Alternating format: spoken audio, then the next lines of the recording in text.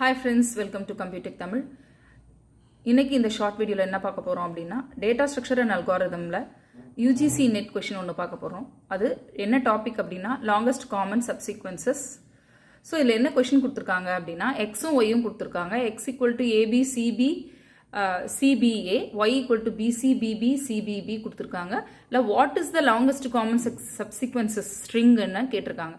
Longest common சப்சீக்வன்சஸ் string என்னென்னு உங்களுக்கு தெரியணும் அப்படின்னா இந்த கொஷினுக்கு ஆன்சரு இதுதான். இந்த ஆப்ஷன் இது கொடுத்துருக்காங்க ஏ பி சி டி.